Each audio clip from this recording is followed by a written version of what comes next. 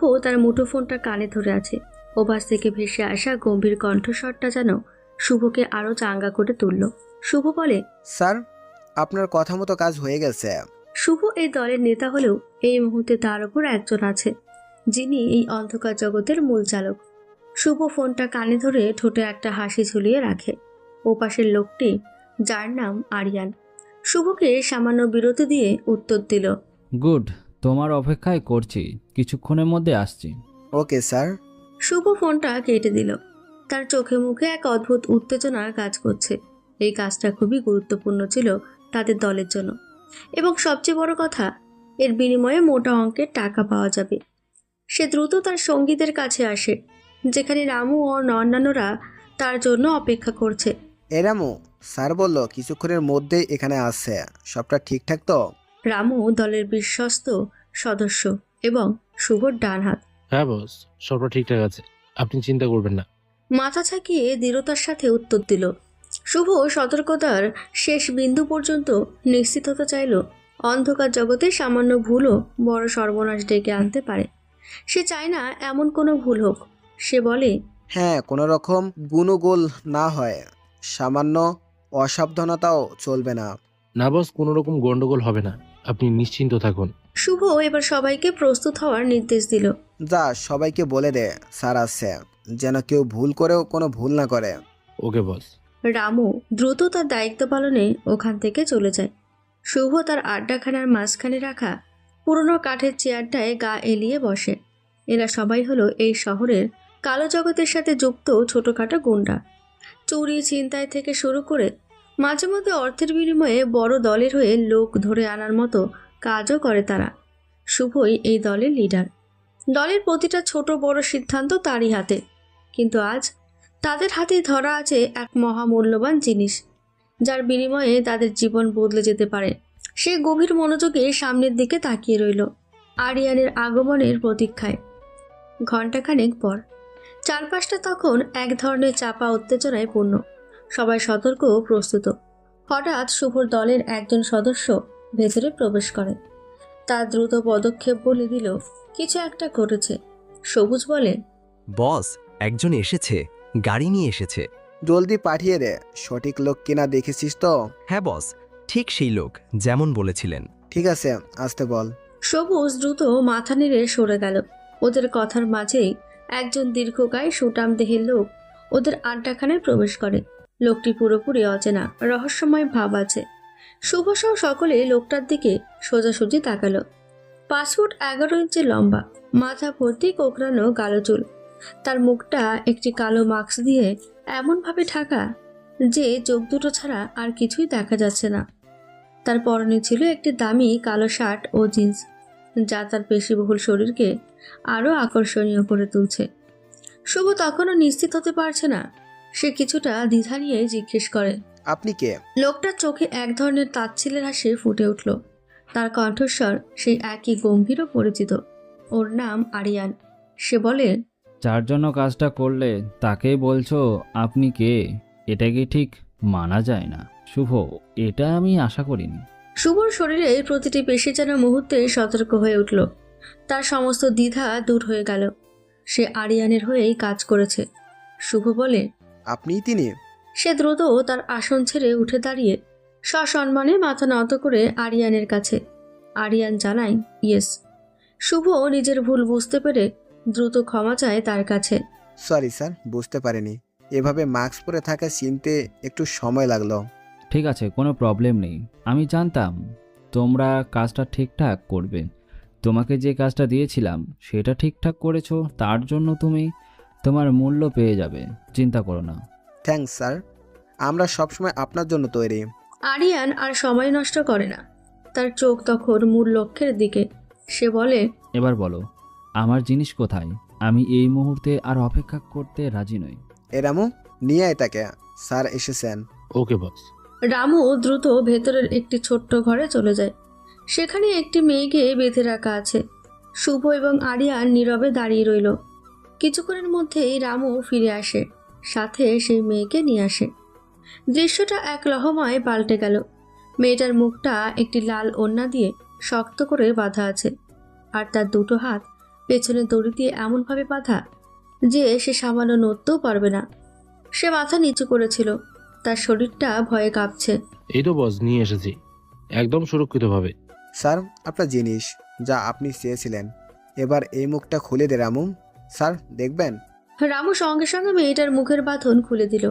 ওড়না সরে যেতেই মেয়েটির মুখটা স্পষ্ট হয়ে ওঠে। তার নিষ্পাপ চোখ দুটো ভয়ে বিস্ফোরিত হয়ে উঠেছে। সে ধীরে ধীরে মাথা তুলল, কিন্তু মেয়েটিকে দেখেই আরিয়ান এক মুহূর্তের জন্য যেন স্থির হয়ে যায়। তার চোখের অভিব্যক্তি এমনভাবে পাল্টালো যে শুভ কিছুটা অবাক হলো। যেন সে যা আশা করেছিল এটা তা নয়। কে এটা? তোমরা কাকে এনেছো? এ কোন মেয়ে? শুভর হাসি মুহূর্তেই মিলিয়ে যায়। সে অপ্রস্তুত হয়ে বলে, কে মানে? এ কি বলছেন স্যার? একেই তো আপনি নিয়ে আসতে বললেন। নাম ঠিকানা সব আমাদের দেওয়া ছিল, আমরা তার বাড়িতে গিয়ে তুলে এনেছি। না, এ মেয়ে অন্যজন। যাকে আনতে বলেছিলাম সে নয়। শুভ ধৈর্যের বাঁধ ভেঙে যাচ্ছিল। এত কষ্ট করে কাজ করার পর যদি এমন হয় তাহলে তার মেজাজ বিগড়ে যাওয়া স্বাভাবিক। সে বলে, দেখুন স্যার, আমরা আমাদের কাজ করে দিয়েছি, আমাদের টাকা দিয়ে দিন। আর এই মেয়েটাকে নিয়ে আপনি যা ইচ্ছে করুন। তাকে কোথায় রাখবেন, কি করবেন সেটা আপনার ব্যাপার। আমাদের টাকা দিয়ে দিলেই হবে। এই ধরনের ভুল তো আপনারও হতে পারে, নামের সামান্য গড়বড় তো হতেই পারে। আরিয়ান রেগে শুভর দিকে তাকালো। তার চোখে ছিল ভয়ানক ক্রোধ। তারপর একবার মেয়েটার দিকে তাকায়। সে তখনও ভয়ে কাঁপছে। আরিয়ান এক মুহূর্ত কি যেন ভাবে। সম্ভবত তার মাথায় নতুন কোনো পরিকল্পনা এলো। সে দ্রুত নিজেকে সামলে নিয়ে আস্তে আস্তে বলে, ঠিক আছে, তোমরা তোমাদের টাকা পেয়ে যাবে, চিন্তা করো না। তবে পরের কাজ আর তোমরা পাবে না, কারণ তোমরা আমাকে ভুল জিনিস এনে দিয়েছো। যাই হোক, ক্ষতি যা হওয়ার আমার হবে। এই মেয়ে, চলো আমার সাথে, দ্রুত পা বাড়াও। মেয়েটা এক মুহূর্তের জন্য মাথা তুলে লোকটার দিকে তাকালো। সে মুখে কিছু বলল না, যেন ভয়ে তার কথা বলার শক্তিও ছিল না। সে শুধু চুপচাপ দাঁড়িয়ে থাকার, নড়েও না। আরিয়ান অধৈর্য হয়ে বলে, কি হলো? কথা শুনতে পাও না? আমি বলছি চলো, 1 মিনিটও দেরি করবে না। এই কথা বলা ঠিক পরেই মেয়েটা যেন শরীরের শেষ শক্তিটুকু হারায়। তার চোখ দুটো বন্ধ হয়ে গেল এবং সে অজ্ঞান হয়ে মেঝেতে ধপ করে পড়ে যেতে থাকে। আরিয়ান মেয়েটিকে মেঝেতে পড়ে যেতে দেখে দ্রুত তার কাছে আসে। সে তার গম্ভীর কণ্ঠস্বর আরও কিছুটা চড়া করে শুভর দিকে তাকিয়ে বলে, আরে কি হলো? অজ্ঞান হয়ে গেল কেন? কি দিয়েছো ওকে? এই কাজের জন্য শুধু সামান্য ক্লোরোফর্ম যথেষ্টই ছিল। শুভও ততক্ষণে পুরোপুরি অপ্রস্তুত। সে রামুকে চেপে ধরে বলে, এই রামু, অজ্ঞান হয়ে গেছে কেন? তোদের কি বলেছিলাম? রামু মাথা নিচু করে ইতস্তত করতে করতে উত্তর দিল, আসলে বস, ওকে অজ্ঞান করার জন্য ড্রাগসের ইনজেকশন পুশ করা হয়েছিল। আমরা ভাবলাম এতে কাজ দ্রুত হবে। আরিয়ান রাগে ফেটে পড়ে। তার চোখে যেন আগুন জ্বলছে। সে যেন নিজের কানকেও বিশ্বাস করতে পারছে না। তার পরিকল্পনা সামান্য ভুলের জন্য বড় ধরনের বিপর্যয়ের মুখে পড়তে পারে। হোয়াট? তোমরা কি পাগল? ক্লোরোফর্ম দিয়ে করলেই তো হতো। ড্রাগস দিয়েছো মেয়েটাকে? ধারণা আছে তোমাদের এতে মেয়েটার কি ক্ষতি হতে পারে? নাকি আমাকে বিপদে ফেলার চেষ্টা করছো? শুভ এবার নিজেকে সামলে নেয়। তার রাগ গিয়ে পড়ে আরিয়ানের ওপর। সে দেখে আরিয়ান তার দলের ওপর অতিরিক্ত খবরদারি করছে। সে তার আসল পরিচয় প্রকাশ করার সিদ্ধান্ত নিল, যাতে আরিয়ান আর বাড়াবাড়ি না করে। এই স্যার, বেশি জ্ঞান দেবেন না, ভালো হবে না। আমরা কিন্তু ভালো লোক নই, আপনার অবস্থা খারাপ করে দেব। আমাদের সাথে অনেক বড় বড় মাফিয়াদের যোগ্যসূত্র আছে জানেন। শুভ সরাসরি হুমকি দিল। সে নিশ্চিত ছিল যে এই হুমকি যে কোনো অচেনা লোককে ভয় দেখাতে যথেষ্ট। আরিয়ান শান্তভাবে শুভর দিকে তাকায়। তার মুখে কোনো ভয়ের ছাপ ছিল না, বরং একটা তাচ্ছিল্যের হাসি ফুটে ওঠে। কাদের কাদের সাথে আছে শুনি, নাম বলো। ব্ল্যাক ওয়ার্ল্ডের সাথে আমার সম্পর্ক আছে জানেন, আমাদের বস সরাসরি তাদের সঙ্গে কাজ করে। ও তাই নাকি? হ্যাঁ, সুতরাং আমাদের কাজ এবং পদ্ধতি নিয়ে কথা বলার আগে নিজের পরিচয় দিন। আরিয়ান তখন মাস্কের আড়াল থেকেও হাসে। তার হাসিটা ছিল অত্যন্ত রহস্যময়ী। সে বলে, আমি কে জানো? কে আপনি? পরিচয় দিন দ্রুত। আরিয়ান এবার তার কণ্ঠে পূর্ণ কর্তৃত্ব ফুটিয়ে তুলে চরম সত্যতা প্রকাশ করে। সে জানায়, ব্ল্যাক ওয়ার্ল্ড দলের লিডারের ভাই আমি। কথাটা শুনে শুভ এবং তার দলের প্রতিটি সদস্য পাথরের মূর্তির মতন দাঁড়িয়ে গেছে। তাদের চোখ বিস্ফোরিত হয়ে উঠল। ব্ল্যাক ওয়ার্ল্ডের নাম এই অন্ধকার জগতের প্রতিটা গুন্ডা এক নামে চেনে। তাদের লিডারের ভাই এখানে, তাদের সামনে। শুভ শরীরে ঠান্ডা স্রোত বয়ে গেল। আপনি ব্ল্যাক ওয়ার্ল্ডের দলের লিডারের ভাই? তার কণ্ঠে তখন আর কোনো উদ্ধত ছিল না, ছিল শুধু চরম বিস্ময় আর ভয়। আরিয়ান হেসে বলে, হ্যাঁ, তাই আমাকে এসব ভয় দেখিয়ে লাভ নেই। তোমাদের সামান্য ক্ষমতা আমার কাছে কিছু না। শুভ সঙ্গে সঙ্গে হাঁটু মুড়ে বসার মতন ভঙ্গি করে বলে, সরি স্যার, আমাদের ভুল হয়ে গেছে, আমরা বুঝতে পারিনি, আমাদের ক্ষমা করে দিন। আরিয়ান আর কথা বাড়ালো না। সে দ্রুত মেঝেতে পড়ে থাকা মেয়েটির কাছে যায়। সে আলতো করে মেয়েটিকে কোলে তুলে নিল। তার দৃঢ় হাতে মেয়েটি যেন সুরক্ষিত। সে বলে, ঠিক আছে, যা হবার হয়েছে। এবার তোমরা তোমাদের প্রাপ্য টাকা নিয়ে এখান থেকে বিদায় হও। আর ভবিষ্যতে আমার কোনো কাজে তোমাদের আর দরকার নেই। আরিয়ান মেয়েটিকে কোলে তুলে নিয়ে দ্রুত ওখান থেকে বেরিয়ে যায়। আরিয়ান চলে যেতে শুভ হাঁপ ছেড়ে বাঁচে। সে সঙ্গে সঙ্গে রামুকে দেখে, যে তখনও ভয়ে কাঁপছে।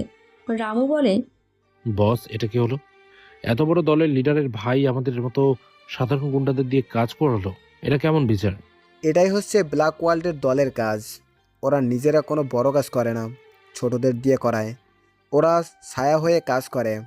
আজ পর্যন্ত কেউ ওদের লিডারকে দেখেনি, কোনো পুলিশ আজ পর্যন্ত ওকে ধরতে পারেনি। ওরা এতটাই ধুরন্ধর। হেব্বি চালাক তো, এদের থেকে সাবধানে থাকতে হবে। হ্যাঁ, অনেক পুলিশ কেস আছে এদের বিরুদ্ধে, কিন্তু একটাতেও ওদের কোনো লোক ধরা পড়েনি। খুব চালাকির সাথে নিজের প্ল্যান সফল করে ব্ল্যাক কিং। বস, আমি তো ব্ল্যাক কিং এর ফ্যান হয়ে গেলাম। এমনভাবে কাজ করতে পারলে তো আর চিন্তা নেই। অনেক কাহিনী আছে ব্ল্যাক কিংয়ের। কোনো কাজ করার পর কোনো সূত্র ছেড়ে যায় না, তাই কেউ এখনও তাকে ধরতে পারেনি, আর পারবেও না। ওদিকে আরিয়ার মেয়েটিকে নিয়ে তার বিলাসবহুল বাড়িতে চলে আসে।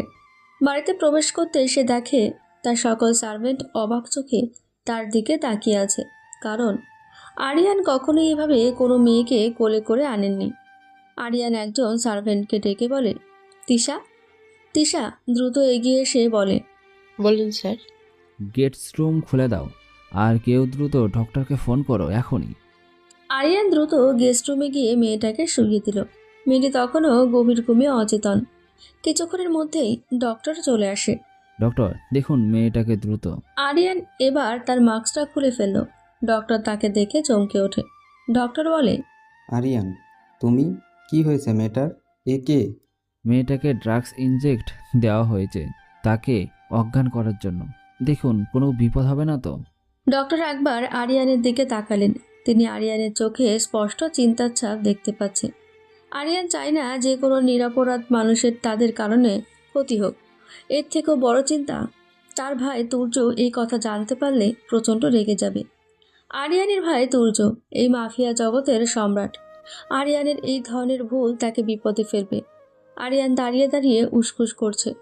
হঠাৎ একটি গম্ভীর পুরুষালী কণ্ঠস্বর শোনা যায়, যা পুরো ঘরকে স্তব্ধ করে দিল। কি হয়েছে এখানে? এত রাতে ডক্টর কেন? আরিয়ান চমকে তাকালো পেছনে। সে দেখলো তার ভাই তুর্য এসেছে।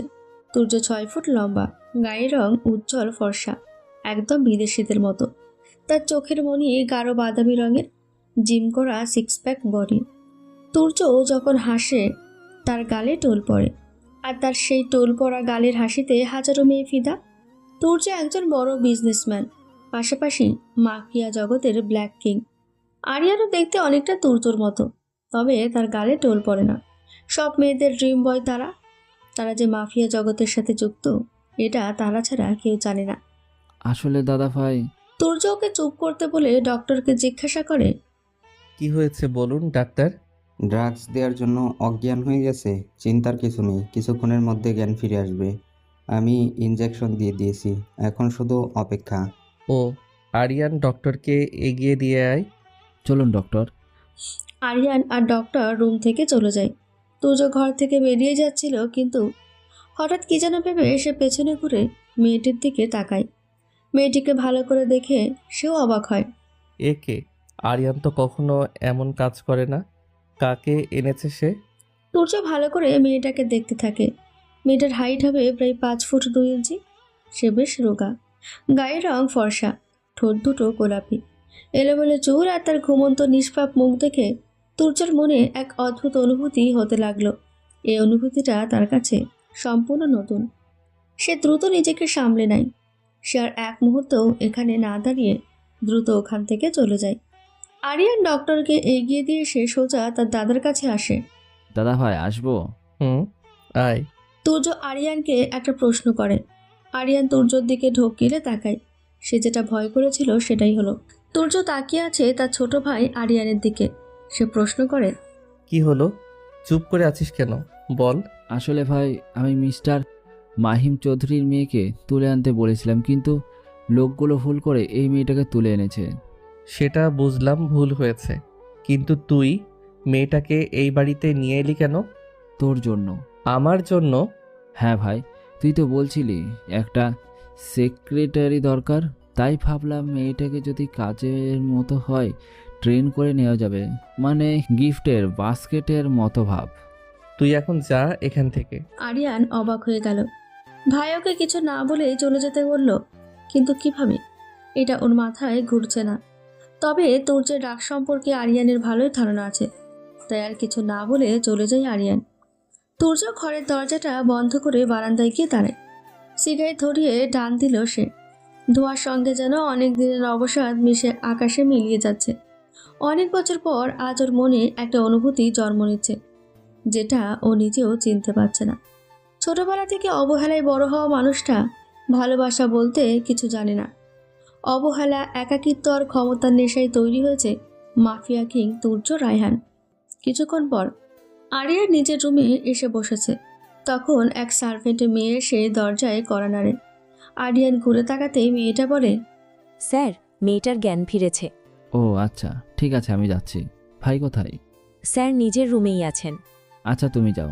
আরিয়ান রুম থেকে বের হয়ে গেস্ট রুমের দিকে হাঁটা ধরে।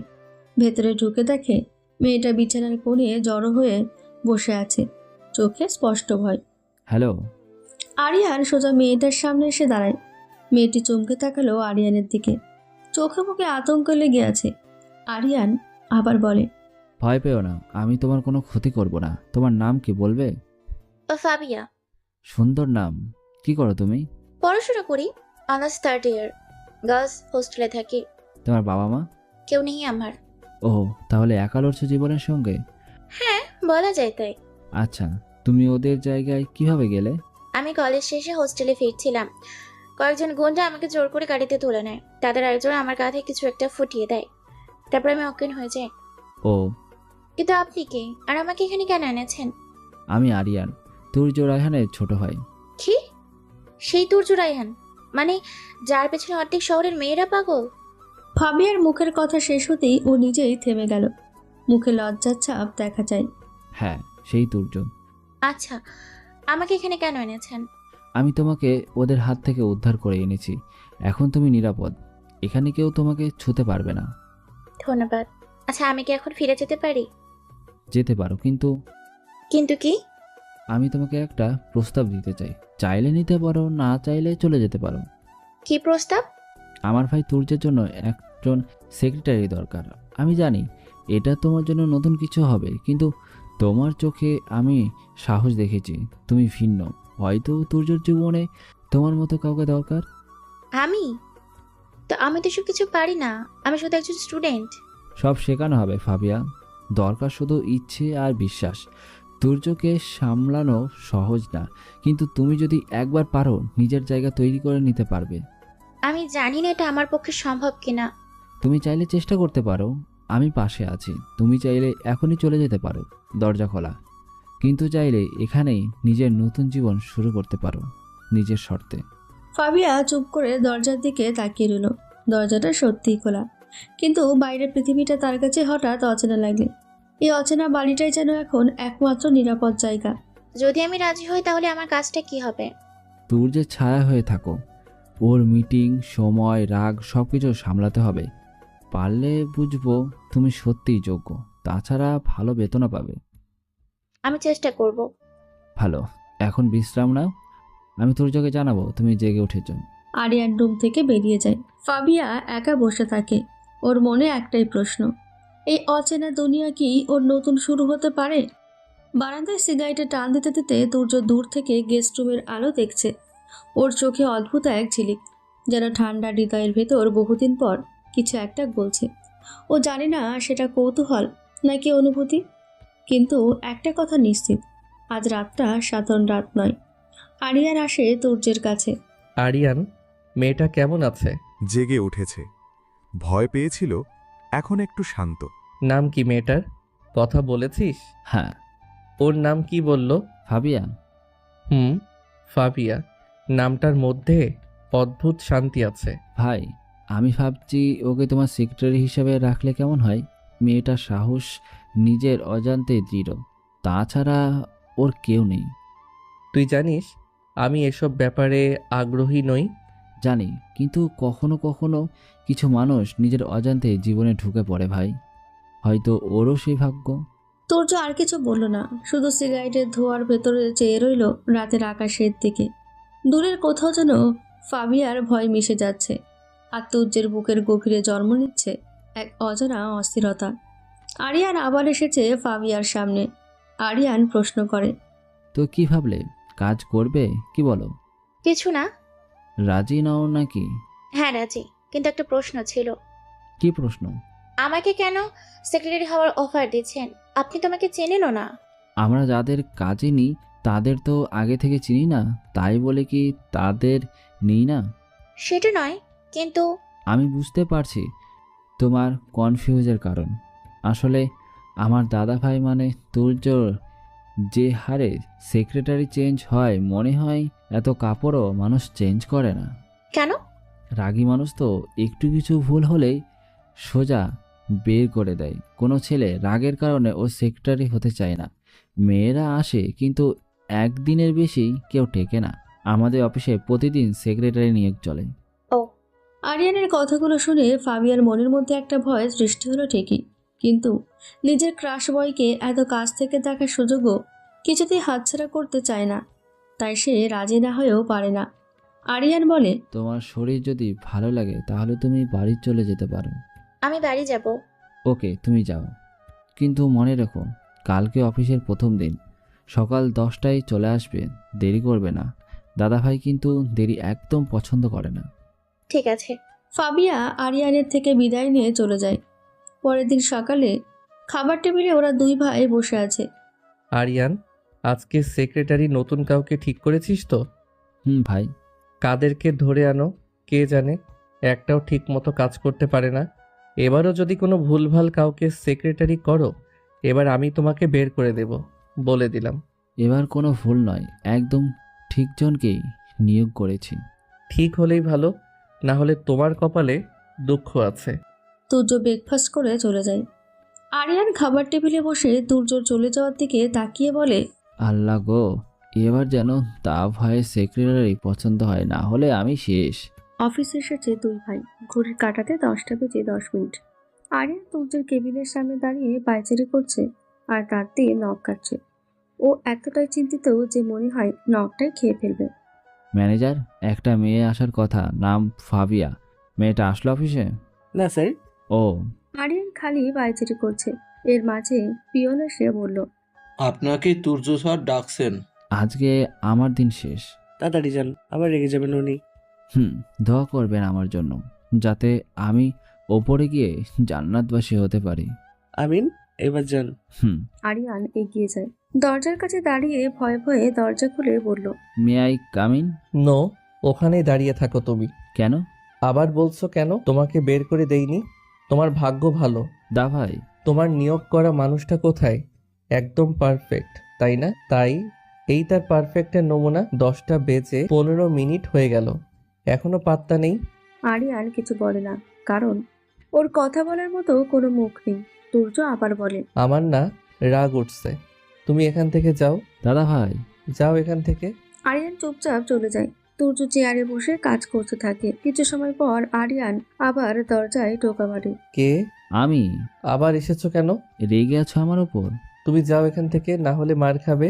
তুর্য আবার চলে যায়। কিছুক্ষণ পর আবার দরজায় টোকা পড়ে।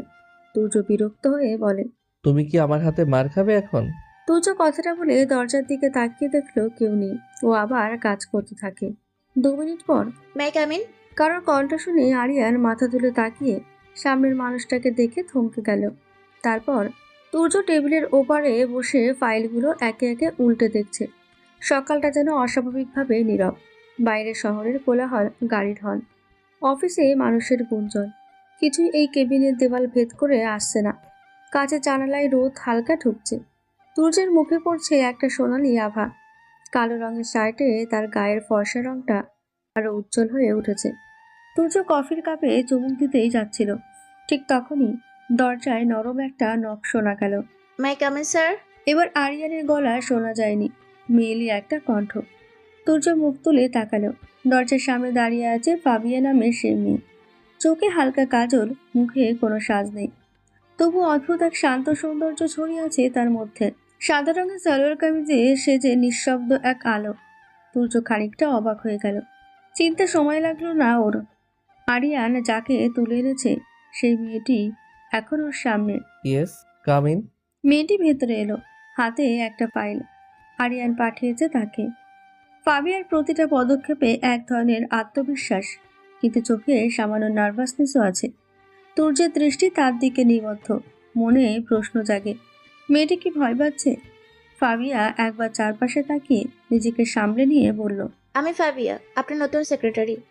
আরিয়ান স্যার পাঠিয়েছে। তুর্য চোখ বড় হয়ে গেল। সে ধীরে ধীরে বলল, ও তাই নাকি? আচ্ছা, আপনি এত দেরি করে এলেন কেন? ফাবিয়া একটু লজ্জিত মুখে বলল, আসলে স্যার রাস্তায় প্রচন্ড জ্যাম ছিল, তাই দেরি হয়ে গেছে। তুর্য হালকা হেসে কফিতে চুমুক দেয়, তারপর বলে, ঠিক আছে, আপাতত আপনি একটু বাইরে যান। আর হ্যাঁ, আমার ভাই আরিয়ানকে একবার ডেকে দিবেন। ফাবিয়া মাথা নেড়ে বলল, ওকে স্যার, আমি এখন যাচ্ছি। ফাবিয়া বাইরে বের হয়ে দেখে আরিয়ান ইতিমধ্যেই করিডোরে দাঁড়িয়ে আছে। আরিয়ান ছুটে এসে ফাবিয়াকে প্রশ্ন করে, কি হলো, প্রথম দিনেই লেট? দাদা ভাই তোমার সাথে আমাকেও বের করে দেবে এবার। সরি, সত্যি দেরি হয়ে গেছে। সরি বলে কি হবে, বলো ভেতরে কি হলো? স্যার আমাকে বাইরে যেতে বললেন, আর আপনাকে ভেতরে যেতে বলেন। আরিয়ান একটু থেমে যায়। যা ভয় পাচ্ছে তাই যে হচ্ছে। তুর্য আবার কি ভাবছে কে জানে। সে বলে, বাহ, শুরুটাই বুঝি বিপরীত দিক থেকে হলো। ফাবিয়া কিছুই বুঝতে পারে না। আরিয়ান দ্রুত আসে। আরিয়ান কেবিনে ঢুকে মুখ গম্ভীর করে বসে তুর্যের সামনে। তুর্য তাকালো না ওর দিকে, শুধু বলল, ওটা কাকে নিয়োগ করেছিস তুই? সরি ভাই, ভুল হয়ে গেছে, এবারের মতো মাফ করে দে। ওকে। তুর্য শান্তভাবে বলল কথাটা। আরিয়ান একটু স্বস্তির নিঃশ্বাস ফেলে, কিন্তু সঙ্গে সঙ্গেই আবার বলল, আমি মেয়েটাকে এখনই বের করে দিচ্ছি, তোর চিন্তা নাই, সরি আর হবে না। তুর্য চোখ তুলে তাকালো এবার আরিয়ানের দিকে, তারপর বলল, কোথায় যাচ্ছিস? ফাবিয়াকে বের করতে। আমি বলেছি বের করতে। মানে? মানে মেয়েটা থাকবে। ওকে, সব কাজগুলো ভালোভাবে বুঝিয়ে দে যাতে কোনো ভুল না হয়। ঠিক আছে। আরিয়ান থমকে গেল। মুখে হালকা লজ্জা ভাবে সে বলল, ওকে। সে কেবিন থেকে বের হয়ে গেল। মুখটা ভার হয়ে গেছে, যেন হার মেনে ফেলা কারো মতো হাঁটছে সে। ম্যানেজার পাশেই দাঁড়িয়েছিল। আরিয়ানের মুখ দেখে জিজ্ঞেস করে, কি হলো স্যার? যা হওয়ার তাই হলো। মানে? ফাবিয়া এখন থাকবে, নতুন কাউকে দরকার নেই। বুঝেছি, তুর্য স্যারের মন কেড়ে ফেলেছে মনে হয়। আরিয়ান চোখ পাকালো। ম্যানেজার হাসি থামায়। আরিয়ান রেগে বলে, চুপ করো, যা করার কাজটা করো, বেশি ভাবিস না। দিনের বাকি সময়টা ফাবিয়া একটা না কাজ করে গেল। তুর্য মাঝে মাঝে নির্দেশ দিচ্ছে, কিন্তু তার দৃষ্টির মাঝে একটা অনিবর্জনীয় নরম ভাব আছে, যেন প্রতিবার ফাবিয়ার দিকে তাকালে নিজের ভেতর কিছু নড়ে ওঠে। আরিয়ানের দিকে প্রশ্নসূচক দৃষ্টিতে তাকিয়ে আছে ম্যানেজার। আরিয়ান বলে, কারণ ফাবিয়া থাকবে এখন। হ্যাঁ নয় হ্যাঁ। ফাবিয়া চলো, তোমাকে সব কাজগুলো বুঝিয়ে দিই। ফাবিয়া আর আরিয়ান চলে যায়। ম্যানেজার হাঁ করে দাঁড়িয়ে আছে, কারণ এমনটা সে প্রথম দেখছে। ম্যানেজার মাথা চুলকে নিজে নিজেই বলে, কি হলো এটা? তুর্য স্যার মেয়েটা দেরি করে আসা সত্ত্বেও তাকে রেখে দিলেন, ব্যাপারটা কি হলো? কয়েকটা দিন এভাবেই কেটে যায়। ফাবিয়া মন দিয়ে কাজ করছে, অফিসের পরিবেশের সাথে মানিয়ে নিয়েছে বেশ ভালোভাবেই। আরিয়ান আর ফাবিয়ার মাঝে একটা দারুণ বন্ধুত্বপূর্ণ সম্পর্ক গড়ে উঠেছে। তারা দুজন প্রায় সারাদিনই নিজেদের মধ্যে টুকটাক গল্প করে হাসাহাসি করে। তবে অফিসের বস তুর্য, সে যেন বরাবরই এক অচেনা রহস্য। ফাবিয়ার সাথে দরকার ছাড়া কোনো কথাই বলে না সে। আর সেই কারণেই অফিসের অন্য কর্মচারীরা সবাই অবাক, কারণ এটাই প্রথমবার যে কোনো সেক্রেটারি, তা আবার একজন মেয়ে, এতগুলো দিন ধরে এই অফিসে কাজ করে যাচ্ছে। তুর্য সাধারণত কারো ক্ষেত্রেই এত নরম হয় না। ফাবিয়া, হ্যাঁ বলুন। এই ফাইলটা স্যারের সাইন লাগবে। স্যার আজ অফিসে আসবেন না, তাই বাড়ি থেকে সাইনটা করিয়ে আনতে হবে। আমাকে বলছেন কেন? তোমাকে বলবো না, তোকে বলবো। তুমি তো যাবে স্যারের বাড়ি। আমাকে যেতে হবে? হ্যাঁ, গাড়ির নিচে রেডি আছে, যাও। ফাবিয়ার একটু অস্বস্তি হয়, কিন্তু বসের আদেশ, তাই ফাবিয়া আর কথা না বাড়িয়ে গাড়িতে করে তুর্যর বিশাল বিলাসবহুল বাড়িতে এসে পৌঁছায়। বাড়িটা বাইরে থেকে যতটা গম্ভীর, ভেতরেও যেন ঠিক ততটাই নিস্তব্ধতা বিরাজ করছে। গেট দিয়ে ভেতরে ঢোকার সময় দারোয়ানও যেন কিছুটা অবাক চোখে তার দিকে তাকালো। ফাবিয়া ধীরে ধীরে দরজার দিকে এগোতেই একজন হাউসকিপার দরজা খুলে দাঁড়ালো। আপনি? হ্যাঁ, তোর স্যার আছেন? হ্যাঁ, উপরে আছেন। কোন রুমটা? উপরে গিয়ে ডান দিকের প্রথম রুমটা। ফাবিয়া ফাইলটা হাতে নিয়ে সিঁড়ি বেয়ে ওপরে উঠে যায়। সে সোজা তুর্যর রুমে প্রবেশ করে দেখে কেউ নেই। রুমের ভেতরে চোখ বুলিয়ে ফাবিয়া আরো বেশি অবাক হয়। গোটা ঘরটা কেবল ব্ল্যাক কালারের ডেকোরেশন করা, কালো দেওয়াল, কালো আসবাবপত্র, এমনকি ঘরের পর্দাগুলো কালো। ফাবিয়া নিজের মনে বিড়বিড় করে বলে, বাবা গো, সবটা ব্ল্যাক। মনে হচ্ছে কোনো রুম নয়, একটা অন্ধকার জগতে এসে পড়েছি। ফাবিয়া এদিক ওদিক খুঁজে দেখে, কিন্তু স্যারের কোনো চিহ্ন নেই। কোথায় গেলেন স্যার? আমি বরং নিচে চলে যাই। ফাবিয়া রুম থেকে বের হবে ঠিক তখনই দরজার সামনে কারোর সাথে সজোরে ধাক্কা লাগে তার। ধাক্কার চোটে ফাবিয়া মেঝেতে পড়ে যেতে গেলেই মুহূর্তের মধ্যেই কেউ একজন তাকে ধরে নেয়। ফাবিয়া চোখ তুলে তাকায় না। সামনে তুর্য দাঁড়িয়ে, তার গোটা শরীর ভিজে, দেখে মনে হচ্ছে এইমাত্র গোসল করে এসেছে। চুল থেকে টপ টপ করে পানি ফাবিয়ার মুখের ওপর পড়ছে। ফাবিয়া দেখে তুর্য এক দৃষ্টিতে তার দিকে তাকিয়ে আছে, যেন এই পৃথিবীর কোনো কিছুর খেয়াল নেই তার। তুর্যের ভিজে শরীর আর চোখের স্থির চাহনি দেখে ফাবিয়ার বুকের ভেতরে একটা অদ্ভুত তোলপাড় শুরু হয়। খুব ধীরে বলে, স্যার। ফাবিয়া ডাকে তুর্যর ধ্যান ভাঙে। ও যেন সম্বিত ফিরে পায়। দ্রুত হাতে ফাবিয়াকে সোজা করে দাঁড় করিয়ে দেয় সে। তুমি এখানে? একটা ফাইলে সাইন করানো ছিল, আপনি আসুন, আমি নিচে গিয়ে বসছি। ফাবিয়া তাড়াতাড়ি ওখান থেকে চলে যায়। বেচারি এখনো সেই আকস্মিক ধাক্কা আর তুর্য সে অন্যরকম লুক দেখে পুরো শকড হয়ে আছে। তুর্যের এমন চাহনি তার কাছে সম্পূর্ণ অপ্রত্যাশিত ছিল। ওদিকে তুর্য কেমন একটা ঘোর লেগেছিল ফাবিয়ার চোখের দিকে তাকিয়ে। কেন এমন হলো সেই কারণটাও তারও অজানা। এসব কথা মাথা থেকে ঝেড়ে ফেলে রেডি হয়ে সে নিচে যায়। তুর্য নিচে গিয়ে দেখলো আরিয়ান আর ফাবিয়া হেসে হেসে কথা বলছে। তাদের এই স্বাভাবিক বন্ধুত্বপূর্ণ সম্পর্ক দেখে তুর্যের বুকের ভেতরে একটা চিনচিন করা রাগ অনুভূত হলো। আরিয়ান, এখানে কি করছিস? ফাবিয়ার সাথে একটা আড্ডা মারছিলাম। কাজ নেই তোর? না, এখন আমি ফাবিয়ার সাথেই আড্ডা মারবো। যা ইচ্ছা কর। তুর্যর আগে মুখ ফিরিয়ে চলে যেতেই যাচ্ছিল, ঠিক তখনই ফাবিয়া তাকে ডাক দেয়। স্যার দাঁড়ান। ফাবিয়ার কথা শুনে তুর্য থেমে যায়। তুর্য ঘুরে তাকায় ফাবিয়ার দিকে। কি বলো? স্যার আপনার সাইন লাগবে। তুর্য ফাবিয়ার হাত থেকে ফাইলগুলো নিয়ে দ্রুত সাইন করে দেয়, আর এক মুহূর্ত দাঁড়ালো না। রাগে হনহন করে ওখান থেকে চলে গেল সে। তুর্য চলে যেতেই আরিয়ান আবার ফাবিয়ার সঙ্গে কথা বলতে শুরু করলো। তাদের এই হাসাহাসি যে কেন জানি তুর্যর সহ্য হচ্ছে না। রাত্রিবেলা তুর্য আর আরিয়ান রুমের ভিতরে দাঁড়িয়ে আছে। বারান্দায় দাঁড়িয়ে রাতের দৃশ্য দেখছে তুর্য। আরিয়ান এসে বলে, দাদা ভাই, ডেকেছ? সব প্ল্যান ঠিকঠাক তো? সবটা হয়ে গেছে। গুড। দাদা ভাই, একটা কথা বলবো? কি বলো? দাদা ভাই, আমরা কেন মাফিয়া জগতের সাথে যুক্ত? আমাদের তো কোনো কিছু অভাব নেই, তবুও তুমি কেন এই খারাপ জগৎটার সাথে যুক্ত আছো? কিন্তু আমাকে তুমি সবটা থেকে দূরে রেখেছো কেন? তুর্য আরিয়ানের এমন প্রশ্নে চুপ করে যায়। তার মুখে কোনো উত্তর নেই। আরিয়ান আবার বলে, দাদা ভাই বলো, আমি তোমার ভাই হয়ে জানি না তুমি মাফিয়া জগতে কেন আছো। তুমি তো কোনো বেআইনি কাজ করো না, আমি জানি। তাহলে কেন নিজের ওই জগৎটার সাথে জড়িয়ে রেখেছো বলো দাদা ভাই। তুর্য কিছুক্ষণ চুপ থেকে আরিয়ানের দিকে তাকায়। তারপর তুর্য বেশ ভারী গলায় বলে, কি জানতে চাস তুই? তুমি ব্ল্যাঙ্ক কিং, মাফিয়া জগতের ব্ল্যাঙ্ক কিং, যাকে গোটা জগতের সবাই ভয় করে, কিন্তু তুমি আসলে কি করো? মাফিয়া কিংয়ের আসল কাজ কি? আমার বিশ্বাস আমার দাদা ভাই যে কিনা আমাকে সৎ পথে থাকার শিক্ষা দিয়েছে, অন্যায় থেকে দূরে রেখেছে, সে দাদা ভাই অন্যায় কাজ করে, এটা আমি বিশ্বাস করি না। তুর্যর চোখ দুটো যেন কেমন কঠিন হয়ে আসে। সে আরিয়ানের দিক থেকে চোখ সরিয়ে নিয়ে বলে, মাফিয়া এমন একটা জগৎ যেখানে কেউ একবার ঢুকলে আর বের হয়ে আসতে পারে না। আমিও পারিনি। আমি তৈরি হয়ে গেছি মাফিয়া জগতের ব্ল্যাক কিং।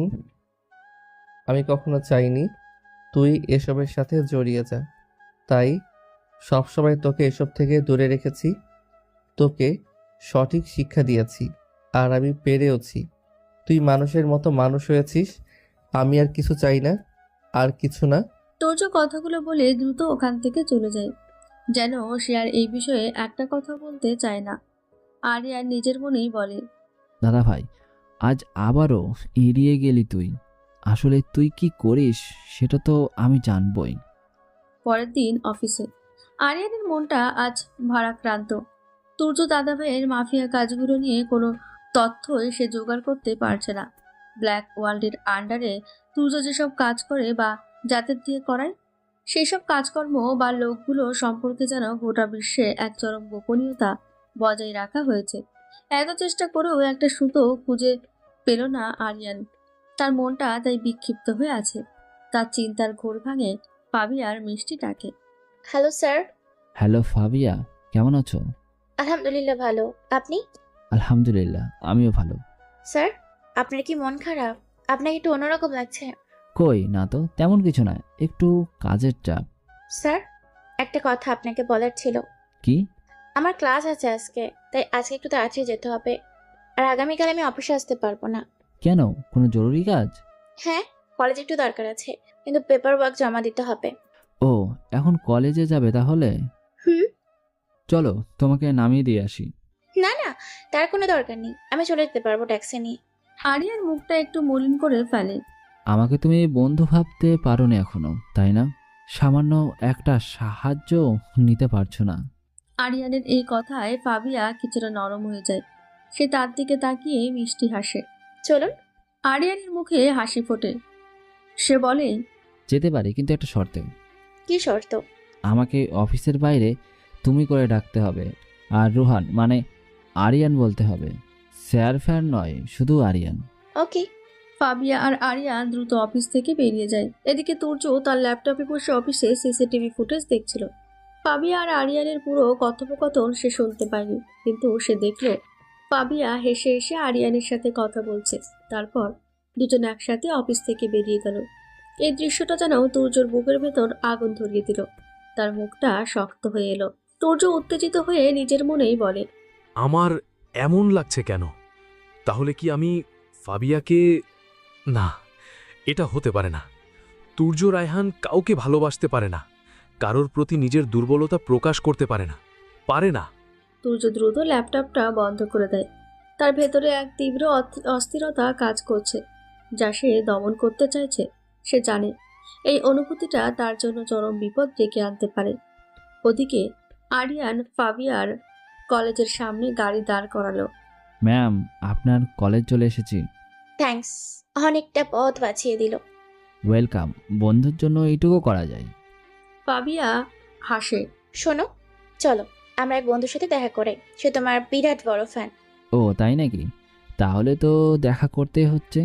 আমি গাড়িটা পার্কিং করে আসছি, তুমি একটু অপেক্ষা করো। আরিয়া দ্রুত গাড়ি পার্কিং করে ফাবিয়ার কাছে ফিরে আসে। চলো। ফাবিয়া আর আরিয়ান কলেজে ঢোকে। ক্যাম্পাসের ভেতর আরিয়ানকে দেখে সবাই অবাক হয়ে যায়। তার উপর ফাবিয়ার সাথে তাকে দেখে অবাকের মাত্রা আরো বাড়ে। সবাই ফিসফিস করে কথা বলতে শুরু করে। কিছু মেয়ে তো চোখ বড় করে তাদের দিকে তাকিয়েই রইল।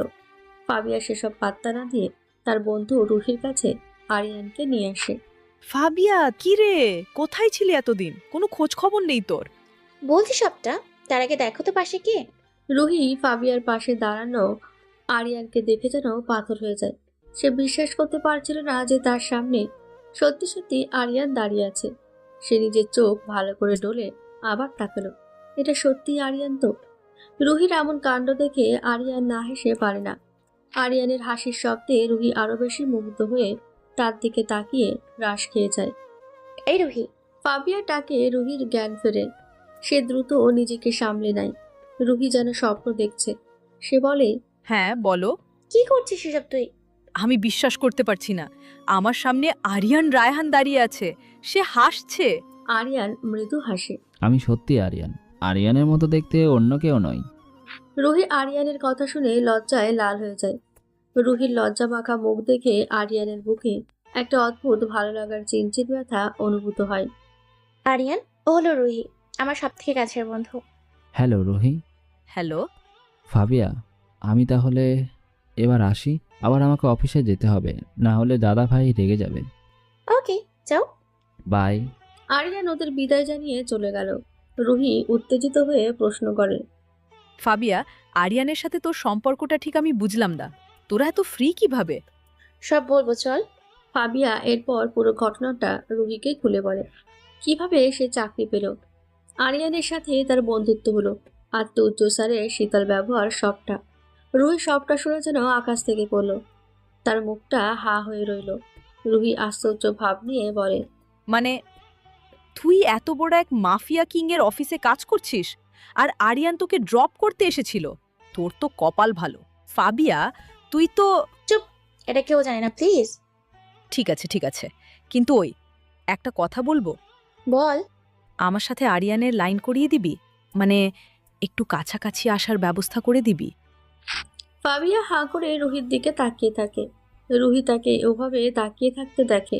কি হলো, এভাবে তাকিয়ে আছিস কেন? রুহি, কি বুঝিস সব তুই? আমি আরিয়ানের সাথে রিলেশন করাবো? আমি তো নিজেই কার সাথে রিলেশন করতে পারি না। কি তুই কি বলতে চাইছিস?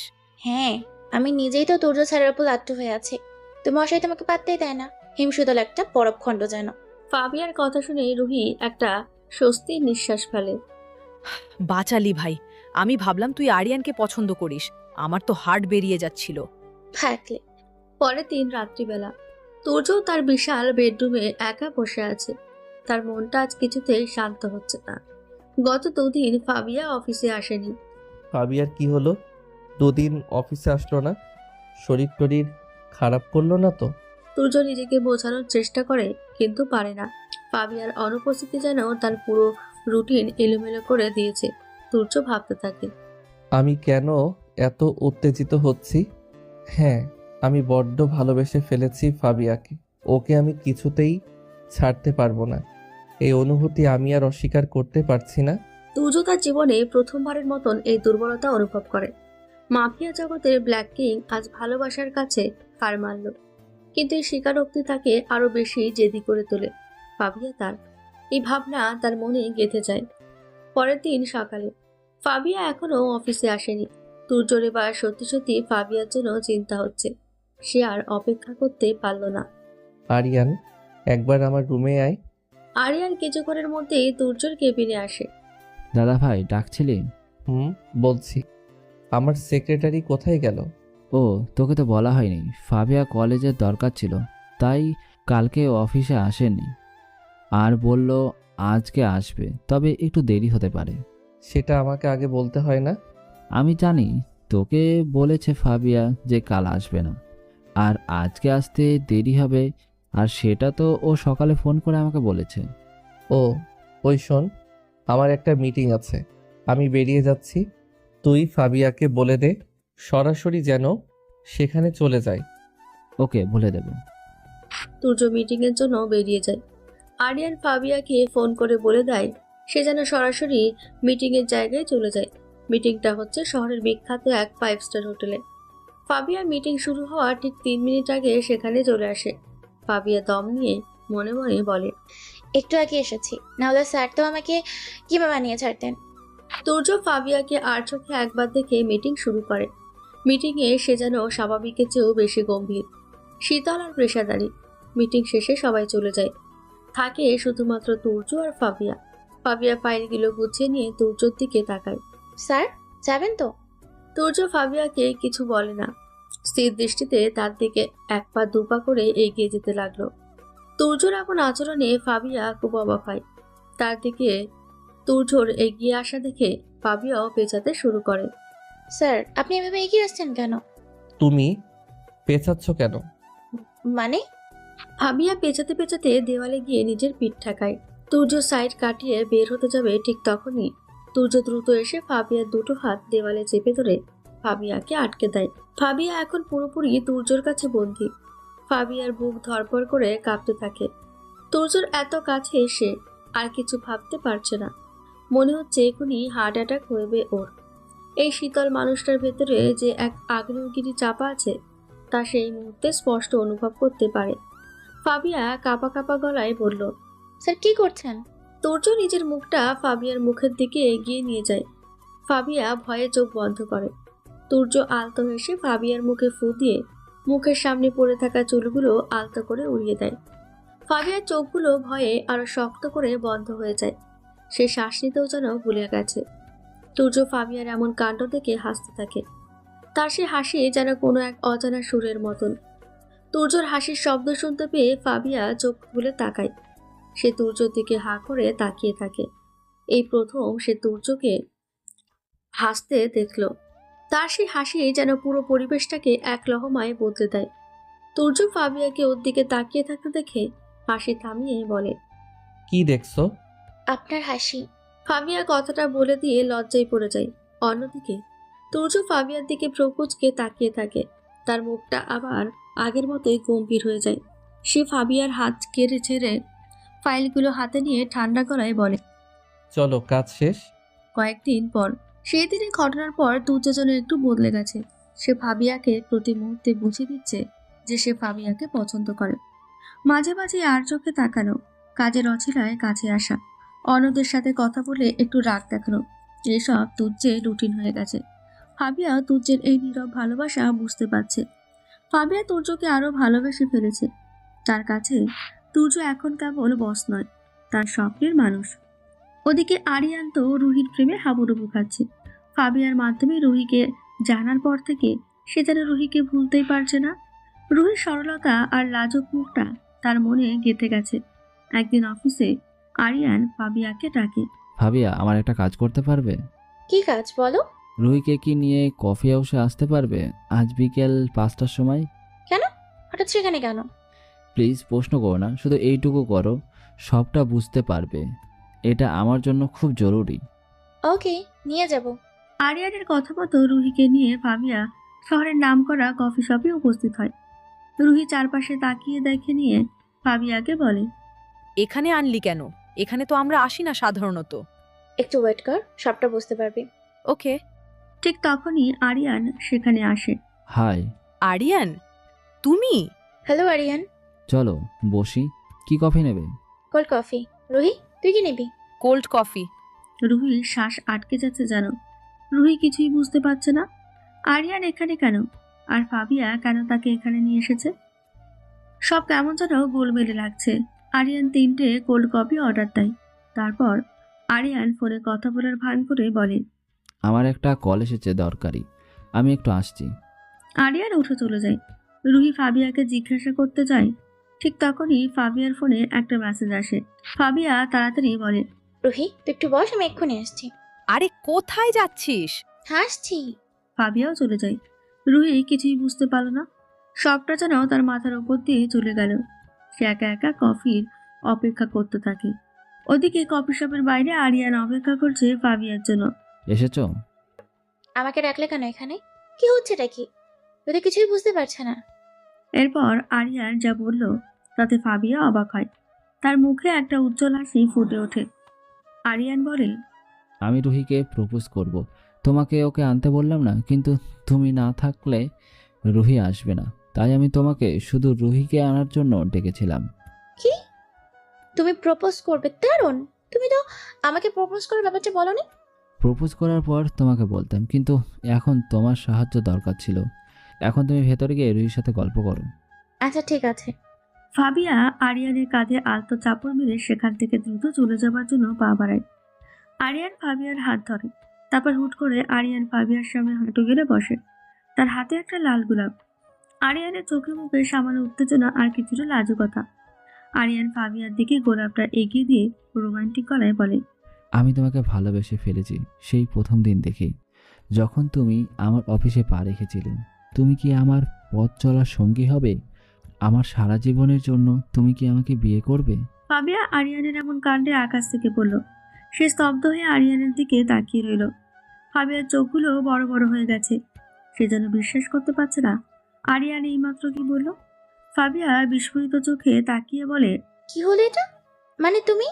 আরিয়ান বসা থেকে উঠে দাঁড়ালো। তার মুখে একটা দুষ্টু হাসি। সে ফাবিয়ার হাতে গোলাপটা গুঁজে দেয়। আরিয়ান হাসতে হাসতে বলে, কেমন হলো প্রপোজটা? ভালো, কিন্তু আমি তো কিছু বুঝলাম না। সব কি করলে তুমি? তোমাকে দিয়ে দেখলাম সব ঠিকঠাক আছে কিনা, প্রপোজটা পারফেক্ট হলো কিনা। মানে? আমি রুহিকে প্রপোজ করব। তুমি তো জানো আমি রুহিকে কতটা পছন্দ করি, তাই তোমার ওপরেই ট্রাস্ট ছিল। কেমন লাগলো?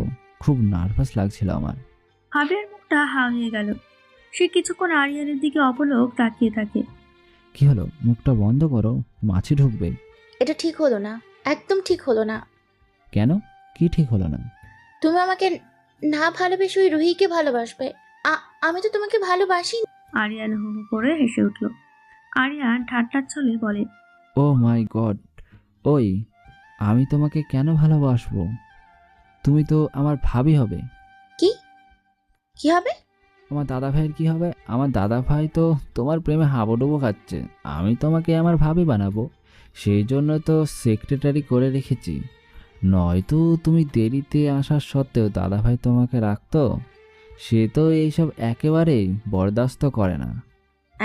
মানে তুর্য স্যার? হ্যাঁ, এবার চলো, রুহি অপেক্ষা করছে। ফাবিয়া আরিয়ানের কথাগুলো হজম করার চেষ্টা করে।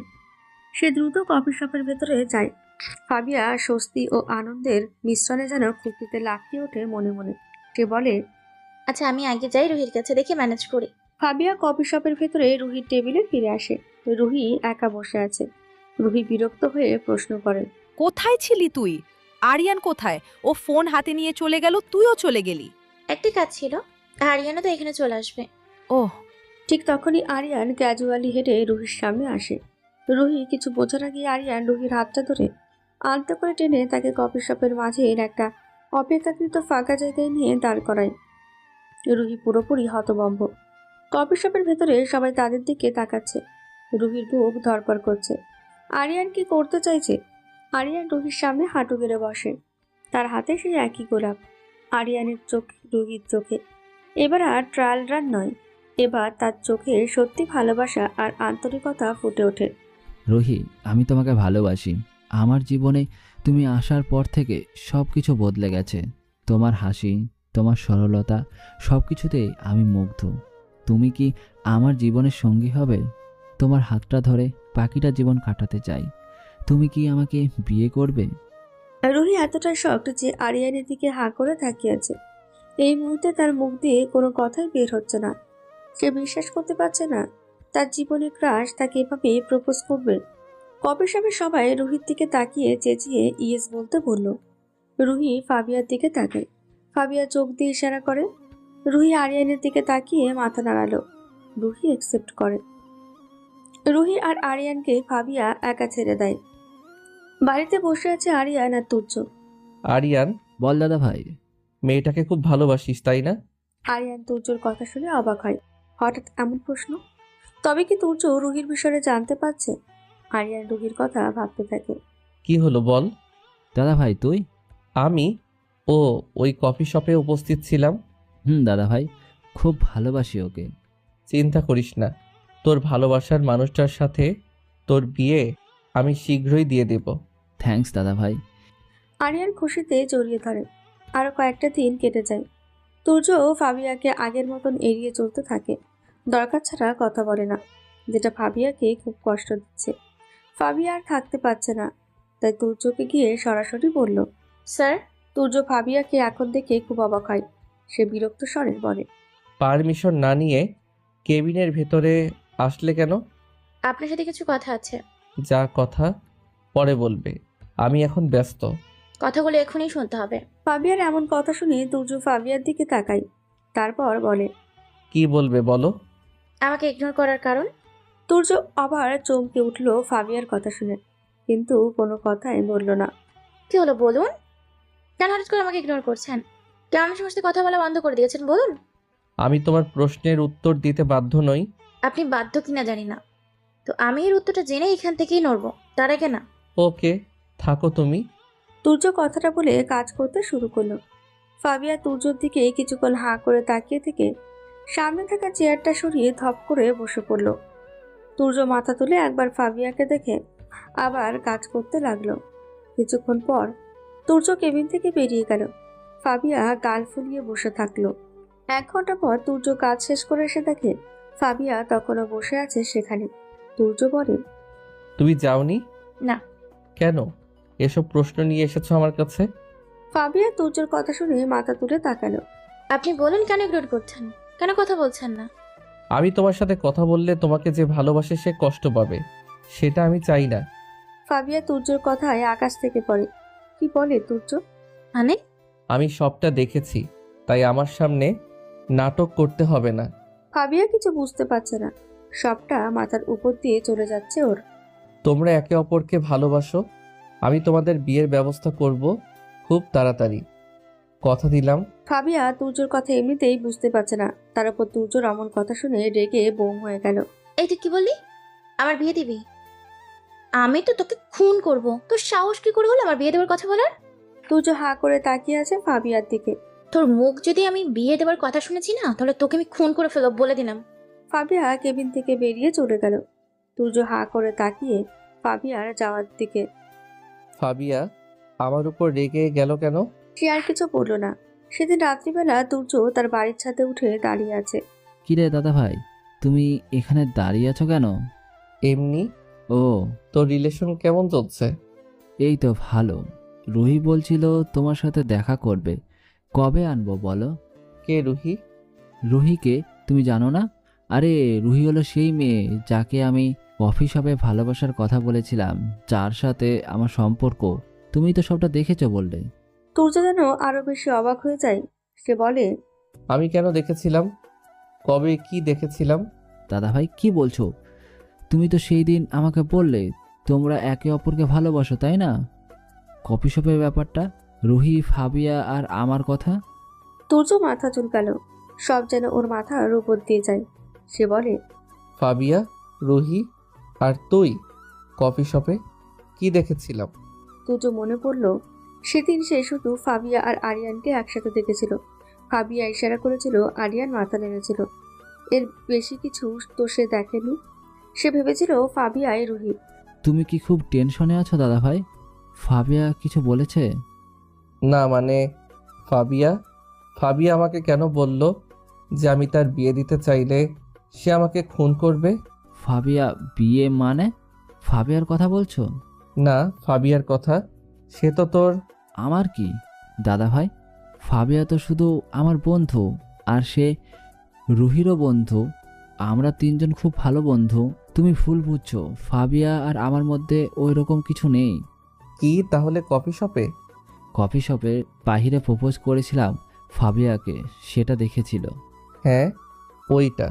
হাই রে, ওটা তো আমি ফাবিয়াকে বলে দেখছিলাম কেমন হবে।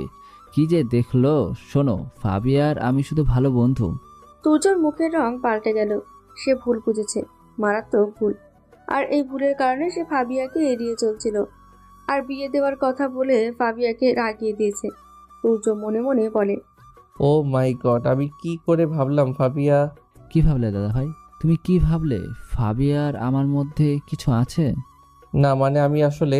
আর ফাবিয়ার বয়ফ্রেন্ড আছে তো। আচ্ছা, তুমি এইসব নিয়ে কেন ভাবছো? তুমি ফাবিয়াকে এড়িয়ে চলছিলে কেন? না মানে কাজের চাপ ছিল তাই। ও। তুর্যর মনে এক অন্যরকম তোলপাড় শুরু হয়। সে কেন ফাবিয়াকে এড়িয়ে যাচ্ছে? কেন ফাবিয়ার বিয়ে দেওয়ার কথায় সে অস্বস্তি বোধ করছে? ফাবিয়া যখন রেগে গেল তখন কেন তার খারাপ লাগলো? তবে কি সে ফাবিয়াকে? তুর্য নিজেকে সামলে নিল। এখন শুধু একটাই কাজ, ফাবিয়ার ভুল ভাঙানো। পরের দিন তুর্য অফিসে এসে দেখলো ফাবিয়া তার ডেস্কের কাছে দাঁড়িয়ে আছে। তুর্য সোজা ফাবিয়ার দিকে এগিয়ে যায়। তারপর বলে, ফাবিয়া শোনো, আমার কিছু কথা বলার আছে। আমার আপনার সাথে কোনো কথা নেই। প্লিজ শোনো, আমি একটা খুব বড় ভুল করেছি। ফাবিয়া তুর্যর কথা শুনে তার দিকে তাকালো। তার চোখে তখনও রাগ। সে বলে, আমি ভেবেছিলাম তুমি আর আরিয়ান একে অপরকে ভালোবাসো, আর তোমাদের বিয়ের ব্যবস্থা করার জন্যই আমি তোমাকে এড়িয়ে চলছিলাম, যাতে তোমরা তোমাদের মতো থাকতে পারো। আর সেই জন্যই আমি তোমার বিয়ে দেওয়ার কথা বলেছিলাম। প্লিজ আমাকে ক্ষমা করো, আমি সত্যি খুব লজ্জিত। ফাবিয়া তুর্যের কথা শুনে শান্ত হয়। মুখে হাসি ফুটে উঠল ওর। সে বলে, আপনি এমনটাই ভেবেছিলেন? হ্যাঁ, আরিয়ানের সাথে কথা বলে সবটা জানলাম। আমি সত্যি খুব বোকা।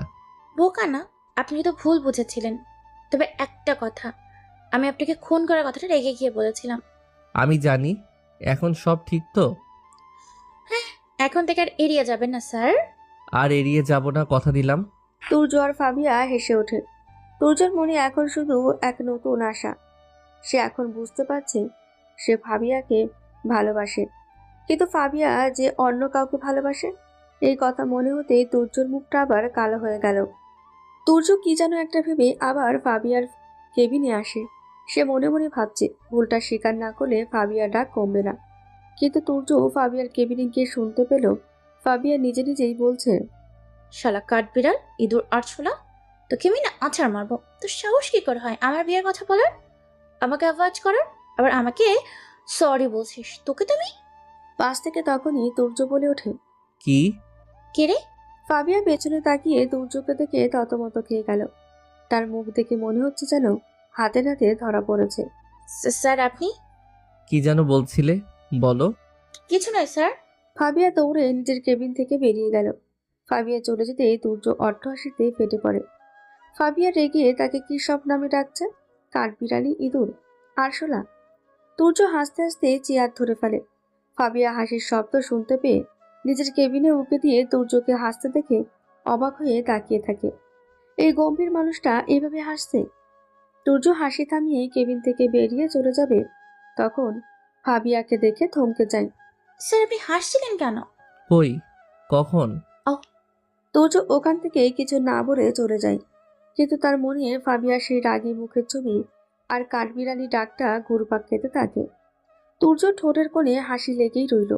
সে বুঝতে পারে ফাবিয়া রেগে থাকলেও তাকে তার ভালো লাগে।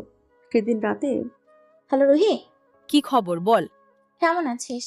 আলহামদুলিল্লাহ ভালো। তুই? আলহামদুলিল্লাহ। কি করছিস? একটা কথা ভাবছে। কি? তুর্যকে কিভাবে বলবো? আমি একটা কথা বলবো, তুই বলে দে ওকে। আমার যতদূর মনে হয় সে তোকেও ভালোবাসে। আচ্ছা বলে দিব, কিন্তু আমার ভয় লাগছে। ফাবিয়া ফোনে কথা বলতে বলতে ছাদে হাঁটছে। তার মনে হাজারো প্রশ্ন। সে কি তুর্যকে ভালোবাসার কথা বলবে? রুহি ঠিকই বলেছে, তারও মনে হয় তুর্য তাকে পছন্দ করে, কিন্তু তুর্যের গম্ভীর স্বভাবের জন্য সে ভয় পায়। সে ভাবতে থাকে তুর্যকে কিভাবে মনের কথা জানানো যায়। আজকে অফিস বন্ধ। ফাবিয়া তুর্যদের বাড়িতে এসেছে। তুমি এখানে? কেন, আসতে পারি না? না, সেটা নয়। তুর্য স্যারের সাথে একটু দরকার ছিল। ও, তুমি তাহলে থাকো, আমি যাই। কোথায়? তোমার বন্ধুকে নিয়ে একটু বের হব। ওকে। আরিয়ান চলে যায়। তুর্য রুমে গিয়ে ফাবিয়া বলে, স্যার আসবো? তুর্য ফাবিয়ার গলা শুনে এদিকে তাকিয়ে চমকে ওঠে। সে বলে, তুমি এখানে? আপনার সাথে একটু দরকার ছিল। কি দরকার? আপনাদের বাড়িটা ঘুরতে ঘুরতে বলি। আচ্ছা চলো। তুর্য ওদের বাড়িটা ঘুরিয়ে দেখাতে লাগলো। বাড়ি নয়, যেন পুরো রাজপ্রাসাদ। কি বলবে বলো। আসলে স্যার, কি? আমি আপনাকে ভালোবাসি। ফাবিয়া চোখ বন্ধ করে একদমই বলে কথাটা। তুর্য অবাক হয়ে ফাবিয়ার দিকে তাকালো। ফাবিয়া এই কথাটা বলবে ও ভাবতেও পারেনি। তুর্য কিছু না বলে ওখান থেকে নিজের রুমের দিকে চলে যায়। ফাবিয়া তুর্যকে কিছু না বলে চলে যেতে দেখে তুর্যর পেছন পেছন যায়। তুর্য নিজের রুমের বারান্দায় গিয়ে বসে। ফাবিয়া তুর্যর সামনে দাঁড়িয়ে বলল, কি হলো? আপনাকে কিছু না বলে চলে এলেন? তুর্য অদ্ভুত দৃষ্টিতে ফাবিয়ার দিকে তাকিয়ে বসতে বলে। তুর্যের গলার স্বর, চোখের দৃষ্টি ফাবিয়ার কাছে অজানা। তুর্যের এমন হঠাৎ পরিবর্তনের কারণ ফাবিয়ার অজানা। ফাবিয়া তুর্যের কথা মেনে নিয়ে চেয়ারে বসে পড়ল। তুর্য ফাবিয়ার দিকে তাকিয়ে বলল, ভালোবাসো আমায়? ফাবিয়া তুর্যর পাল্টা প্রশ্নে অবাক হলো। মাথা নাড়িয়ে বলল, হ্যাঁ। কি জানো আমার সম্পর্কে যে আমাকে ভালোবাসলে? ফাবিয়া আবারও চমকে উঠে তুর্যের দিকে তাকালো। বলো। ফাবিয়া কিছু বলল না। তুর্যর দিকে শুধু তাকিয়ে থাকে। তুমিও জানো, যতটা সবাই জানে ঠিক ততটা, এর থেকেও বেশি কিছু জানো না। জানো না আমার অতীত, বর্তমান আর ভবিষ্যৎ। মানে? মানে হলো এটাই যে আমাকে যতটা ভালো ভাবো আমি অতটা ভালো নই। আমি আজকে তুর্য রায়হান এই জায়গায় এসেছি অনেক কষ্ট করে। বাবা একজন আদর্শ স্কুল শিক্ষক ছিলেন, আর মা একজন সৎ উকিল। বাবা মা সৎ আদর্শের পথে থাকতে গিয়ে প্রাণ হারিয়েছেন। তবুও আমাদের দুই ভাইকে বলেছিলেন আমরা যেন সবসময় সৎ পথে থাকি। তুর্যের চোখটা পানিতে ভরে উঠল। চোখের পানিটা মুছে বলতে লাগলো, বাবা মাকে হারিয়ে অনাথ দু ভাই রাস্তায় রাস্তায় ঘুরতে থাকি। আরিয়ান তখন অনেক ছোট, কিছু বোঝে না, কিন্তু আমি সবটা বুঝতে পারি। লোকের দাঁড়ে দাঁড়ে ঘুরে বেরিয়েছি একটু খাবারের জন্য, যেখানে আদর বিলাসিতায় মানুষ হওয়ার ছেলেটা বড় দামি গাড়ি, দামি স্কুলে পড়াশোনা করতাম। কিন্তু ভাগ্যের ফেরে আমরাই হয়ে যাই পথের ভিখারি। একদিন একটা লোক আমাদের ভালো খাবার দেবে বলে নিয়ে আসে। আমার ছোট ভাইটা ভালো খাবার পাবে তাই আমি আর না করিনি। লোকটা আমাকে সত্যি খাবার দিত, কিন্তু আমাকে দিয়ে কিছু জিনিস অন্য লোকের কাছে পাঠাতো। প্রথমে বুঝতে না পারলেও পরে বুঝতে পারি লোকটা বেআইনি কাজের সাথে যুক্ত। আরিয়ানকে নিয়ে পালিয়ে যেতে চেয়েছিলাম কিন্তু পারিনি। আরিয়ানকে মেরে ফেলার ভয় দেখায়। নিজের ভাইটাকে বাঁচানোর জন্য ওদের সব বেআইনি কাজের সাথে যুক্ত হয়ে যায়। বাবা মায়ের শেষ কথা রাখতে পারিনি। তুর্য চোখ দিয়ে টপ টপ করে জল পড়তে লাগলো।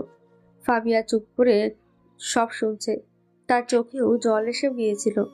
সে চেয়ার ছেড়ে উঠে গিয়ে তুর্যের মাথা ধরে বলে, স্যার আপনি কাঁদবেন না, আপনার কোনো দোষ নেই। না ফাবিয়া, আমার দোষ আছে। আমি অসৎ পথে হেঁটেছি, এখনো সেই সব নোংরা অতীত আমাকে তাড়া করে বেড়ায়। আমি চাই না তুমি সেই অতীতের ভাগিদার হও। আমি ভালোবাসার যোগ্য নই। না, আপনি ভুল বলছেন। আপনি একজন আদর্শ ভাই। আপনি নিজের ভাইকে বাঁচানোর জন্য সব কিছু করেছেন। আরিয়ানের জীবন বাঁচানো কোনো ভুল কাজ নয়। আর আপনি এখন অসৎ পথে নেই। আপনি একজন প্রতিষ্ঠিত ব্যবসায়ী। অতীতকে ভুলে যান। আর আপনার অতীত, বর্তমান, ভবিষ্যৎ সবটা নিয়েই আপনাকে ভালোবাসি। তুর্য অবাক হয়ে ফাবিয়ার দিকে তাকালো। তার চোখে গভীর ভালোবাসা। তুর্য বলে, সত্যি? হ্যাঁ সত্যি, আমি আপনাকে ছাড়বো না। ফাবিয়া তুর্যকে জড়িয়ে ধরল। তুর্য ফাবিয়াকে শক্ত করে ধরে তার মাথায় চুম্বন করল। সে জীবনে প্রথমবার সত্যিকারের ভালোবাসা আর নির্ভরতা খুঁজে পেল। ফাবিয়া তাকিয়ে আছে তুর্যের দিকে। এতটুকু বয়সে ছেলেটার উপর দিয়ে কত না ঝড় বয়ে গেছে। যত বড় হতে লাগলাম ততই মাফিয়া জগতের সঙ্গে আরও জড়িয়ে পড়তে লাগলাম। আমার ইচ্ছা ছিল পড়াশোনা করে মানুষের মতো মানুষ হয়ে ওঠা। আরিয়ানকে আমি একটা ভালো স্কুলে ভর্তি করিয়েছিলাম। নিজে স্কুলে না গিয়েও পরীক্ষা দিতাম। প্রতিটি পরীক্ষায় ভালো নাম্বার পেতাম, কিন্তু মাফিয়া জগৎ থেকে কখনো বের হতে পারিনি। এইভাবে থাকতে থাকতে একসময় আমি মাফিয়া জগতের কিং হয়ে উঠলাম। এমন সময় ফাবিয়া চমকে দিয়ে বলে ওঠে, ব্ল্যাক ওয়ার্ল্ড দলের কিং, অর্থাৎ ব্ল্যাক কিং, তাই তো? তুমি কিভাবে জানলে? মিস্টার মাফিয়া, আমি আপনার সম্পর্কে সবকিছুই জানি অনেক আগে থেকে। কিভাবে? তুমি কে? আমি কি সেটা জানি যে জরুরি তা নয়, কিন্তু আপনি কি সেটা খুব ভালো করে জানেন। এমন সময় তুর্যকে অবাক হয়ে করে দিয়ে ফাবিয়া তার ব্যাগ থেকে একটা পিস্তল বের করে তুর্যের দিকে তাকিয়ে বলল, এখন আপনি আপনার সঙ্গে চলুন, কোনো রকম চালাকি করার চেষ্টা করবেন না। তুর্য অদ্ভুতভাবে হেসে বলে ওঠে, তুমি এত বোকা কেন? মানে? তুর্য ফাবিয়ার হাত থেকে পিস্তলটি নিয়ে নিল। তারপর ফাবিয়ার দিকে তাকিয়ে বলল, বলো তুমি কে, তোমার আসল পরিচয় কি? আমাকে মেরে ফেললো, আমি কিছু বলবো না। দেখো ফাবিয়া, আমি চাই তুমি সত্যটা চুপচাপ বলো, নইলে আমার রাগ উঠে যাবে। আমি রাগের বশে কি করতে পারি আমি জানি না। মেরে ফেলবেন? ফেলুন, কোনো অসুবিধা নেই। ফাবিয়ার একগুঁয়েমি দেখে তুর্য তার রাগ কন্ট্রোল করতে পারল না। আচমকা সে হামলা করে ফাবিয়ার ঠোঁটের ওপর চুমু দিয়ে ফেলে। ফাবিয়া শকে পড়ে কিছুই বুঝতে পারছে না। যখন বুঝতে পারে নিজেকে ছাড়াবার চেষ্টা করে গেল, কিন্তু পারল না। শেষে ব্যথায় চুপচাপ হয়ে যায়। তুর্য কড়া হাতে ফাবিয়াকে 15 মিনিট পর ছেড়ে দেয়। দুজনেই হাঁপিয়ে ওঠে। ফাবিয়া ধীরভাবে জিজ্ঞেস করে, এটা কি হলো? তুমি কেন রাগ ধরালে? তাই বলে আপনি? বেশি কথা বলবে না আবার, না হলে ফাবিয়া তাড়াতাড়ি নিজের ঠোঁট হাত দিয়ে দিল। তুর্য আরিয়ার দিকে তাকিয়ে বাঁকা হাসে। এবার বলো চুপচাপ, কি বলবো? কে তুমি? তুমি কিভাবে জানলে আমি ব্ল্যাক কিং? আসলে দেখো ফাবিয়া, আমি তো তোমাকে সব সত্যিটা বলতে যাচ্ছিলাম, কিন্তু তুমি তো সবটাই আগেই জানো। কিভাবে জানলে? সত্যিটা বলো। আমি বলতে পারবো না। তখনই ফাবিয়ার ফোন বেজে উঠল। সে ধরার আগে তুর্য ফোনটা হাত থেকে নিয়ে নিল। ফাবিয়ার ফোনের স্ক্রিনে ভেসে উঠল একটাই নাম, ড্যাড। তুর্য অবাক হয়ে বলল, ড্যাড? কেই ড্যাড? ফাবিয়া চুপ হয়ে থাকে। তুর্য ধমকের সুরে বলল, ফাবিয়া বলো, ড্যাড কে? আমার বাবা? তুর্য অবাক হয়ে গেল, কারণ সে জানতো ফাবিয়া একজন অনাথ মেয়ে, তার কেউ নেই। তুর্য ফোনটা রিসিভ করে বলল, হ্যালো, আপনার মেয়েকে যদি সুস্থ দেখতে চান তাহলে এই ঠিকানায় তাড়াতাড়ি আসুন। আর শুনুন, কোনো চালাকি করার চেষ্টা করবেন না, তাহলে মেয়েকে আর পাবেন না। কথাগুলো বলে তুর্য ফোনটা কেটে দিল। ফাবিয়া উদ্বিগ্ন স্বরে বলল, আপনি ড্যাডকে এখানে ডাকলেন কেন? ওনার জানা উচিত ওনার মেয়ে ঠিক কি কি করেছে। তুর্য তখন আরিয়ানকে ফোন করে তাড়াতাড়ি বাড়িতে আসতে বলল। কিছুক্ষণ পর ফাবিয়ার বাবা হন্তদন্ত হয়ে ছুটে এলেন তুর্যদের বাড়িতে। তিনি এসে বলে, আমার মেয়ে কোথায়? ফাবিয়া তার বাবাকে দেখে ছুটে গিয়ে জড়িয়ে ধরে। মেয়ের মাথায় হাত বুলিয়ে দিতেই ফারহান খান বললেন, মা, তোকে কে আটকে রেখেছে? আমি। ফাবিয়ার বাবা অবাক হয়ে তুর্যের দিকে তাকালেন, সাথে তুর্য অবাক। ফারহান সাহেব বলেন, সূর্য তুমি? ফাবিয়া হতবাক হয়ে জিজ্ঞাসা করে, ড্যাড, তুমি ওনাকে চিনো? ঠিক তখন পাশ থেকে আরিয়ান বাড়িতে ঢুকতে ঢুকতে বলল, দুর্জয় চৌধুরীকে কে না চেনে? সবাই আরিয়ানের দিকে তাকায়। আরিয়ান মুচকি এসে বলল, উনি কে? ওনাকে তো ঠিক চিনলাম না। উনি ফাবিয়ার বাবা। আরিয়ানের মুখে কোনো পরিবর্তন দেখা গেল না, যেন বিষয়টা তার কাছে একদম স্বাভাবিক। তুর্য অবাক হয়। ফাবিয়া আমাদের মিথ্যা বলেছে, আমাদের ঠকিয়েছে। ফাবিয়াকে আমি সব সত্যিই বলেছিলাম। তুর্য চরম অবাক হয়ে গেল। ফাবিয়া কি তাহলে সবকিছু জানে? মানে? ফাবিয়াকে আমি সব সত্যিই বলি, যেদিন ওকে কলেজ ছাড়তে গিয়েছিলাম। মাসখানেক আগে আরিয়ান ফাবিয়াকে কলেজে নিয়ে এসেছিল।